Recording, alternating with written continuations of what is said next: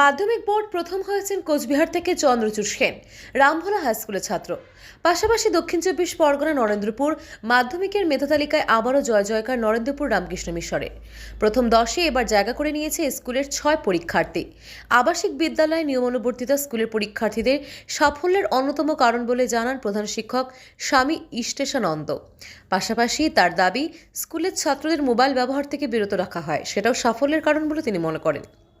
তৃতীয় নৈরিত রঞ্জন পাল, তার প্রাপ্ত নাম্বার 691। ষষ্ঠ অলিভ গায়েন, তার প্রাপ্ত নাম্বার 688। সপ্তম আলেখ্য মাইতি, তার প্রাপ্ত নাম্বার 687। নবম ঋতব্রতনাথ, ঋত্বিক দত্ত, তাদের প্রাপ্ত নাম্বার 685। দশম শুভ্রকান্তি জন, তার প্রাপ্ত নাম্বার 684। এছাড়া সোনারপুর সারদা বিদ্যাপীঠ থেকে 2 পরীক্ষার্থী মেধা তালিকায় জায়গা করে নিয়েছে। অষ্টম সন্দীপন মান্না 686 এবং নবম ঈশান বিশ্বাস, তার প্রাপ্ত নাম্বার 685।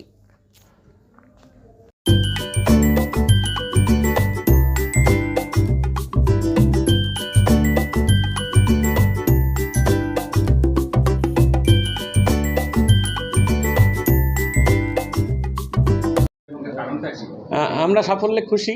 আমাদের একগুচ্ছ ভালো ছেলে আছে, তারাও হয়তো করতে পারতো, তারাও র্যাঙ্কে এলে ভালো লাগতো। যাই হোক, পরীক্ষায় তো কম বেশি হবেই, স্থান আসবে, কেউ একটু কম সাফল্য হবে। তো সব মিলিয়ে আমরা খুবই আনন্দিত ছাত্রদের এই সাফল্যে। আমরা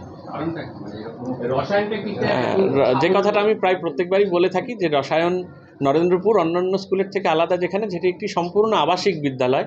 ছাত্ররা এখানে থেকে পড়াশুনো করে, ফলে ছাত্রদের সুবিধে অসুবিধায় অন্য ছাত্ররা খুব সহজেই কাছে আসতে পারে। মাস্টারমশাইদের কাছেও যখন দরকার পড়ে তখন তাদের কাছ থেকেও সহায়তা পায়। এবং নরেন্দ্রপুরের সবচেয়ে বড় যেটি জিনিস, সেটি একটি তপবনের মতো পরিবেশ আছে, যেটি ছাত্রদের মনঃসংযোগ করতে, সাফল্যের দিকে এগিয়ে দিতে অনেকটা সাহায্য করে। আর এই যুগে দাঁড়িয়ে আমি যেটা বারবার গুরুত্ব দিই বা বারবার জোর দিই বা বলি, সেটি হচ্ছে আমাদের এইখানে এই ছাত্রদের হাতে কিন্তু মোবাইল ফোন থাকে না। একবিংশ শতাব্দীতে মোবাইল ফোনের খুবই গুরুত্ব আছে, দরকার আছে, এটি অবশ্যই অনস্বীকার্য। কিন্তু ছাত্র জীবনে এই সময় 16-18 বছরের ছাত্রদের হাতে অ্যান্ড্রয়েড ফোন, স্মার্টফোন থাকলে কিন্তু তা অনেক ক্ষেত্রে ডিস্ট্রাকশন তৈরি করে। কিন্তু আমাদের সেইটি সুযোগ নেই ছাত্রদের।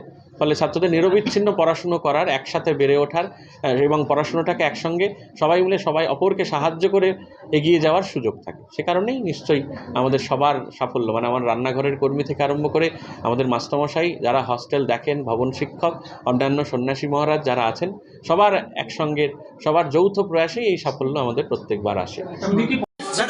আমার থেকে বেশি আমার যারা পাড়া প্রতিবেশী, আমার টিচার, পরিজন, মা বাবা প্রত্যেকে মাধ্যমিক দেওয়ার পর থেকে আমাকে বলতে বারবার, তবে একটা আত্মপ্রত্যয় ছিল ছাত্র হিসেবে পরীক্ষা দেওয়ার পরে। তবে এতটা অভাবনীয় কিছু হবে সেটা আর কি ভাবা হয়নি। আপাতত যখন প্রেস কনফারেন্স চলছিল টিভিতে, আমি ঘরে ছিলাম না, উপরে চলে গেছিলাম। তারপর যখন নাম অ্যানাউন্স করলো তখন আর কি বাবা মা আমাকে ডেকে যাই হোক, এখন একটা বেশ আগ্রহ অবশ্যই। তবে অ্যাকচুয়ালি সেরকম কোনো আর কি অবশ্যই সময়ানুবর্তিতা একটা বিষয় ছিল, তবে এমন না যে রুটিন বাঁধা নিয়মেই চলছি। যখন মনে হতো যে এখন পড়া দরকার পড়তাম, মানে ইচ্ছে মতো, মানে যখন আমার পড়তে ইচ্ছা হচ্ছে তখন পড়ছি। এরকম করে মাথা ধরা ছিল না যে প্রতিদিন এই সময়ের মধ্যেই আমাকে পড়তে হবে বা সেরকম কিছু। কি বিষয় ভালো লাগে তোমার? আমার তো বায়োলজি খুব ভালো লাগে, আর তাছাড়া ফিজিক্স, কেমিস্ট্রি, মানে সায়েন্স নিয়ে আপাতত এগোনোর ইচ্ছে। ভবিষ্যতে কি হবে, কি পরিকল্পনা করেছো? মেডিকেল লাইনে এগোনোর ইচ্ছে, ডক্টর আপাতত লক্ষ্য। অ্যাকচুয়ালি রেজাল্ট বা যেটাকে আমরা বলছি একটা মূল্যায়নের পরে প্রাপ্ত নম্বর, সেটা একাকি একটা ছাত্রের উদ্যোগী শুধু তা নয়। এর পাশাপাশি বাবা মা, আত্মীয় পরিজন, আমার গৃহশিক্ষক, আমার স্কুল শিক্ষক, প্রত্যেকের প্রত্যাশা, তাদের আমার পেছনে নিরলস অধ্যবসায়, প্রচেষ্টা, সব কিছুর একটা মূলীভূত ফলাফল হিসেবে ধরবো এই সাফল্য। যদিও মাধ্যমিকই চূড়ান্ত নয়, এরপরে আরও পথ চলা বাকি, তার জন্য নিজেকে সার্বিকভাবে প্রস্তুত করা এখন আমার একমাত্র অভীষ্ট। প্রথম যখন শুনলে তখন কি মনে হচ্ছিল যে রাজ্যে প্রথম হবে, এরকম একটা আশা তোমার ছিল? প্রথম পাঁচে থাকবো ভাবছিলাম, মানে এটা আমার থেকে বেশি যারা আমার প্রতি প্রত্যাশী ছিলেন তারা ভাবছিলেন। যাই হোক, এখন তাদের প্রত্যাশা বিফলে যায়নি, তাতে আমি আনন্দিত। পড়াশোনা ছাড়া আবৃত্তি চর্চা আছে, মানে প্রাতিষ্ঠানিকভাবে শেখা হয়নি। গান একসময় শিখেছিলাম, ড্রয়িং শিখেছি, তাছাড়া গল্প লেখা, কবিতা ইত্যাদি সব আর কি, যেগুলো আর কি বিভিন্ন সুকুমার শিল্পকলা, সেগুলোর সাথে আমি একটু একটু করে জড়িত। যদিও ক্লাস 10-এর পড়ার চাপে সব কিছু খুব সময়ভাবে দেওয়া হয়নি, তবে আবারও পুনরায় সেগুলোকে চালু করার ইচ্ছে আছে। কেমন লাগছে রেজাল্ট শুনে? খুবই ভালো লাগছে। এরপরে নিজেকে আরও তৈরি করাই একমাত্র উদ্দেশ্য হবে। তোমার বাবা কি করছেন এখন? বাবা বিজনেস, অ্যাকচুয়ালি টিম্বার মার্চেন্ট, আর তাছাড়া কন্ট্রাক্টর। স্কুলের ভূমিকা কি বলবে পড়াশোনা? হ্যাঁ, অবশ্যই এখানে একটা কথা বলার, যে করোনা অতিমারি কাল তো আমরা সকলেই সাক্ষী থেকেছি, এবং এই কথা একেবারেই কারো অগোচরে, মানে কারো আর কি অপ্রকাশ্যে নেই, যে করোনা অতিমারির পরবর্তী যে উত্তর পর্ব সময়কালটা, সে সময় স্টুডেন্টদের একটা স্কুলমুখী প্রবণতা খানিকটা কমে গিয়েছিল। কিন্তু যাই হোক, পরবর্তীতে সরকারের প্রচেষ্টাই হোক কিংবা আমাদের শিক্ষকদের ক্রমাগত উৎসাহ সবকিছু নিয়ে আবারও কিন্তু আমরা স্কুলমুখী হই, এবং তারপরেই স্কুলে গিয়ে সেখানে টিচাররা নিয়মিতভাবে আমাদের সাহায্য করতেন। যদিও আমার স্কুল টিচাররা বলবেন যে আমি স্কুল অতটা নিয়মিত ছিলাম না, কিন্তু তা নয়, অবশ্যই স্কুল টিচাররা সব সময় আমার পাশে ছিলেন। তারা সবসময় আমাকে উপদেশ দিয়ে গেছেন এবং বলে গেছেন যে আগামীতেও অবশ্যই সাহায্য করে যাবেন। সুতরাং এইভাবে আমি ভাগ করি না যে স্কুলদের আলাদা ভূমিকা রয়েছে, আমি মনে করি এটা একটা যৌথ ভূমিকা, যার মধ্যে প্রত্যেকেরই একটা গুরুত্বপূর্ণ অবদান আছে। প্রদায়িত আমরা চেষ্টা করি শারীরিক, মানসিক, বৌদ্ধিক এবং সাংস্কৃতিক সমস্ত বিকাশের জন্য, মানে সর্বোপরি সার্বিক বিকাশের জন্য চেষ্টা করা হয় পঞ্চম থেকে দ্বাদশ শ্রেণী পর্যন্ত প্রায় প্রত্যেক ছাত্রেরই। এবং আমাদের মজার জিনিস যেটি, ছাত্ররা কিন্তু পরীক্ষা দিয়ে এসেও, মাধ্যমিকের মতো গুরুত্বপূর্ণ পরীক্ষা দিয়ে এসেও খেলার মাঠে যায়। ফলে রেগুলার খেলাধুলো, রেগুলার সকালে উঠে শারীরিক ব্যায়াম, পিটি করা, যোগাসন করা, এবং একই সঙ্গে সকাল সন্ধে প্রেয়ার হলে যাওয়া, ছাত্রদের সমস্ত কিছু মিলিয়ে একটি বিরাট যৌথ পরিবারের মতো। তো এই পরিবারের সকল সদস্যই একে অপরকে সাহায্য করে বেঁচে থাকে, ফলে সাফল্য প্রত্যেকবারই আসে, এটি আমার মনে হয়। আমরা চেষ্টা করি ছাত্রদের মোবাইল ফোন ছাড়াও আমরা কম্পিউটার প্রোভাইড করার জন্য, কম্পিউটারে নেট কানেকশন যেখানে আছে সেটি প্রোভাইড করার জন্য। দশম শ্রেণী পর্যন্ত এখনও সে অবস্থা তৈরি হয়নি, সেক্ষেত্রে খুব প্রয়োজন হয় না। 11-12 ক্ষেত্রে একাদশ দ্বাদশের জন্য সেটি দরকার হয়। আমরা চেষ্টা করি আমাদের সাধ্যমতো, ছাত্রদের প্রয়োজন মতো, আমাদের প্রত্যেকের পারমিশন নিয়ে তাতে ছাত্ররা সেটি ব্যবহার করতে পারে। আমাদের বিদ্যালয়ের ক্ষেত্রে অকৃতকার্য হয়েছে এটি, হ্যাঁ নিশ্চয়ই, নিরবিচ্ছিন্ন পড়াশুনো, রুটিন সমস্ত কিছু মেরে পড়াশুনো করলে নিশ্চয়ই সাফল্য আসবে, মানে এ বিষয়ে নিঃসন্দেহ। আমাদের থার্ড পজিশনে রয়েছে নৈরিত রঞ্জন পাল, প্রাপ্ত নম্বর 691। 6th পজিশনে রয়েছে অলিভ গায়েন, প্রাপ্ত নম্বর 688। 7th পজিশনে আছে আলেখ্য মাইতি, প্রাপ্ত নম্বর 687।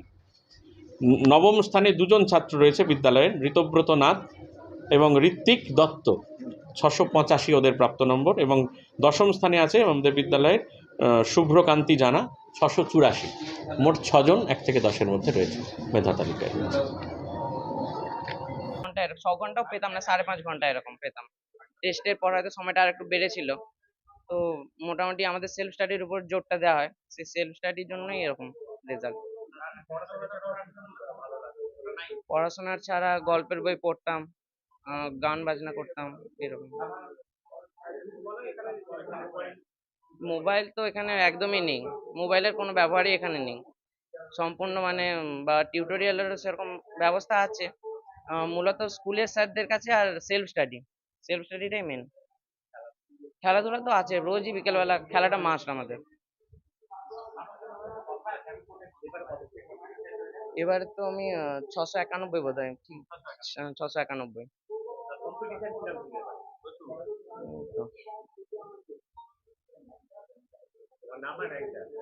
নৈরিত রঞ্জন পাল থার্ড হয়েছে।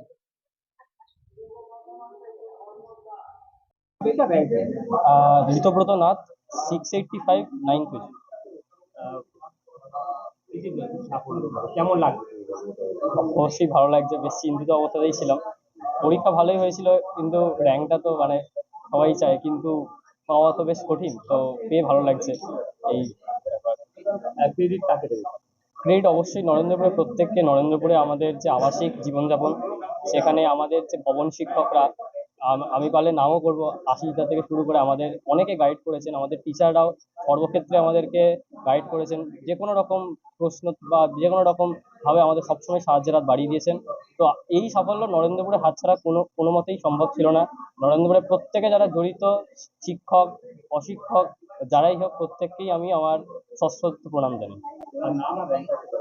ঋতব্রত নাথ, আর 9th হয়েছে। ভবিষ্যতে ইঞ্জিনিয়ারিংই করতে চাই, তবে এমনি বিজনেস বা এন্টারপ্রেনারশিপের দিকে যাওয়ার ইচ্ছা। খুবই ভালো লাগছে, আশা করিনি এত ভালো হবে, মানে আশার বাইরে। তবে আর প্রথমত ইংলিশ মিডিয়াম তো একটু মানে চেকিং এর একটু আমাদের বরাবরই একটু অসুবিধা আছে, তাও ভালোই লাগছে, মানে বেশ ভালো লাগছে, অনেকটাই ভালো লাগছে। পড়াশোনাটা মানে খুব মনোযোগ সহকারে পড়তাম, এটা সত্যি কথা। খুব বেশি পড়তাম না, কিন্তু যতটা পড়তাম ভালো করে পড়তাম। মানে আমার মতে যারা পরে মাধ্যমিক দেবে বা যে কোনো জায়গায় পরীক্ষা দেবে, বেশি পড়ার থেকে মনোযোগ দিয়ে পড়াটা বেশি জরুরি, স্মার্ট স্টাডি করা উচিত, এটাই আমার মত। সাফল্যের ক্রেডিট বাবা মা তো সবসময় মাথার উপর হাত আছেই, আর এখানে আমাদের মিশন পরিবারের মহারাজরা, হাউস মাস্টাররা এবং সর্বোপরি আমার এখানের বন্ধুরা, মানে যে মেন্টাল সাপোর্টটা পাওয়া যায় পড়াশোনার সাথেও, সেটা আমি মনে করি বেশি জরুরি পড়াশোনা ছাড়াও। আমি আপাতত ডাক্তার এনে পড়ছি, পরে নিট দিয়ে যদি কোনোদিন মানে সুযোগ হয় আমার একটু অ্যাডমিনিস্ট্রেটিভ লাইনে যাওয়ার ইচ্ছা আছে। অলিভ গাইন 688 পেয়েছি, 6th হয়েছে, ষষ্ঠ। আমার নাম আলেখ্য মাইতি, আমার র্যাঙ্ক হচ্ছে 7। ভালো লাগছে, এতটা আশা করিনি। পরীক্ষা মোটামুটি দিয়েছিলাম ভালোই, আশা করেছিলাম যে ঠিক আছে র্যাঙ্কের মধ্যে না থাকি অ্যাটলিস্ট প্রথম দিকে থাকবো, বাট র্যাঙ্ক থেকে আশা করবো। আমার ইচ্ছা আছে এখন যেই দেওয়া, যেই দিয়ে আমার অন্যান্য বিষয়ে বলতে আমার গল্প বই পড়তে যথেষ্ট ভালো লাগে। আর এখানকার টাইমে আমি প্রায় পড়া বাদে গল্প বই পড়ে টাইম পাস করতাম। আর আমাদের এখানে মহারাজ এবং স্কুলের টিচার ভবন শিক্ষারা যথেষ্ট সাহায্য করে। আর বাড়িতে প্রায় আমরা যেতেই পাই না, তো তা মানে সাফল্যের জন্য যাই পাই এখানে সব স্কুল থেকেই পাই আমরা। ভবিষ্যতে আমার এরকম আইআইটি চান্স পাওয়ার ইচ্ছা আছে। আর তারপরে বাবার ইচ্ছা আছে যে ওইসব ছেড়ে দিয়ে যদি অ্যাডমিনিস্ট্রেশন লাইনে যাই তাহলে আরো ভালো।